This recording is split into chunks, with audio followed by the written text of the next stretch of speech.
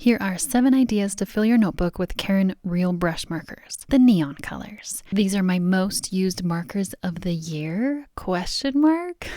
Let me explain. I was making a YouTube short to share my most used pen from the whole year, and I thought for sure the most used pen was the neon Karin Real Brush Markers. But as I was flipping through my journal, I saw a lot of pages with the Sharpie Creative markers. Now, I love both of these markers. Don't get me wrong. I use them both for different things. But Karin has always been my #1 true love, and using the watercolor ink and a real brush tip just fills me with a little more satisfaction than acrylic markers. But don't hear me saying that and think I don't like acrylic markers.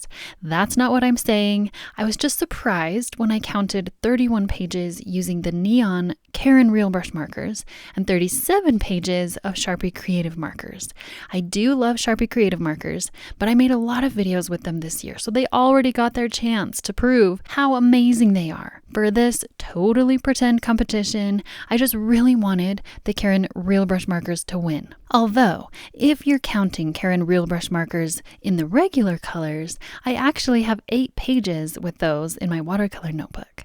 But I'm just counting the neon ones specifically because I love the neon ones so much. I need to make 7 pages with the Karin Real Brush Markers neons to be able to have 38, one more than the Sharpie Creative markers at 37. These ideas are going to be super fast because I don't have a lot of time before the end of the year. I'm using my pocket-size art journal journal. For most of these, at the end, I'll use my watercolor paper. For this first one, this is something I do all the time. I do these wavy stripes in rainbow colors. This one I can do with no thought, so it's a great, easy way to fill a page. And I'm not usually a huge fan of neon colors, but I love these ones. I do love bright colors, and these are very bright, but they're not over the top neon. There is that one yellow that is a little too neon. I rarely use that one, but the rest of the colors, they're just really bright and not too neon. I love them. I'm adding the words fresh start. End of the year, beginning of the year, it's a great time for fresh starts. And you can tell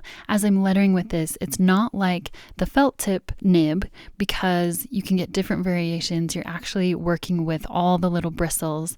So it's definitely a different look and feel to the words when you're lettering with these pens. And the black is not technically in the neon set. It's in the regular set. I just always use black with the neon. Then I'm going to go in the rainbow stripes and add some dots and lines. And this is my most used fine liner pen of the year. It's called the Zig Rider. It has a 1.2 millimeter nib on one side. That's a bullet nib. And then it has the 0.5 millimeter on the other side. That's the fine tip side. This pen is waterproof. I love having both sizes in one. It definitely goes on my most used list. And next, shout out to my Helix circle maker. Lately, I've been really into circles and I use this all the time. It is so great. You can do all different sizes of circles. I just found it on Amazon. For this design, I wanted to sketch out some kind of sun with like waves or mountains, and it's not super realistic. It's just the shapes inside of the circle that I'm working with, and then I'm doing the lettering on the top and the bottom. This little eraser, it's a kneaded eraser. You can get them anywhere, any art store, Amazon. I use it all the time. It's different from a regular eraser because I can choose how much I'm erasing. So I like to use it when I'm just erasing a little bit. I still want to see my pencil, but I don't want it to be really harsh so that it's not showing through the ink as much. In the first page, I didn't use a pencil first, and that was the style of the page. This one, I want to make sure that I get it exactly right, fitting in the exact circle. So that's why sketching it out is really important. And this style of marker with a real brush is usually called a watercolor brush pen. You have to be careful. Sometimes they're nibs, sometimes they're bristles, but oftentimes they will say real brush. And the difference with Karin is that they are so juicy, so much ink comes out. I've tried lots of these real brush pens because I love them so much. And the other ones, they work great, but these ones, they are unique because they have so much ink and because they have so many colors too. They have the whole range of colors, just like their regular brush markers. So you could start with a generic pack of 12 or something and see if you like them. And then you would know if this is the kind of style that you like to do, then you can invest in more of the colors. And for the lettering here, slow down, I'm just using my Zig Writer, using the Karin markers to do really fine, precise details, like a fine liner is a little more tricky because the bristles, it's harder to control. I like to use them when I want more of an imperfect look. And with the words slowed down, I just wanted an easy monoline script. For this next one, I'm doing a circle, but this is a half circle, and I'm doing be here. I wanted to do something like be present, but present wasn't going to fit in this circle very well. So I did be here, and then all I can think about is Taylor Swift's song, Come Back, Be Here. So I'm just singing it as I'm doing this design. Another eraser I use often is this one. It's called the Tombow Mono Zero eraser. It's really a tiny eraser, so when I sketch something out, then I can erase all of the sketches that I don't want. That is something that I have used a lot this year. For this page, I'm just doing these sketchy, painterly lines all the way down in rainbow colors. I like having this look. The lines are all different. It's a very imperfect look, and yet it's kind of structured because they're in stripes going across and the rainbow colors going down. So it has a few different elements that I like, and it's so fast, so quick and easy. And I'm using the black Real brush to color in the words, so I'm not able to get super precise lines on the edges. So I have to be really, really careful with the details because I do want more straight lines on this, but it's okay if a little bit of it is imperfect because that is the look that I was going for. My inspiration for this next one is this brush that I got. The brand is called Cozy Confidence. I was trying the heatless curls. I'm undecided on if I love that for my hair, but that is not for this video. I just wanted to show you how I would use that logo design, the Cozy Confidence. So all you do is put a piece of washi tape down the center and then do your word big on the outside. So because it's close to Christmas, I'm going to do joy. I'm just sketching it out really big, and then when I fill it in with my Real brush marker, I can just go right over the washi tape, and that's going to cover that line for me, so I don't have to worry about trying to get the exact details or anything. And also for this bold font, I could have spent some time researching fonts to decide on a good one, but this one I just came up with it in the 5 seconds that I had. Once again, I told you I'm trying to complete this quickly, and that's okay. Some pages are like this. Some pages might take you days to complete, and some pages you want to do in like 5 minutes. There's room for all of it. And then I didn't sketch out my words first, so I'm just placing my pen in the air to see about where it might go. Then I just go in with faith, believing that I can center it just right. I'm doing an elongated script so that it can fit through the whole word. And then I'm going in and adding some red stars so that I have the red and green colors and stars and dots to fill in all the outside of this page. This one was simple and quick. It's nice to have this small pocket-sized journal because it doesn't feel as daunting to fill a huge page as if I'm just doing my little page, that's all I have to fill up. It makes it a little easier somehow.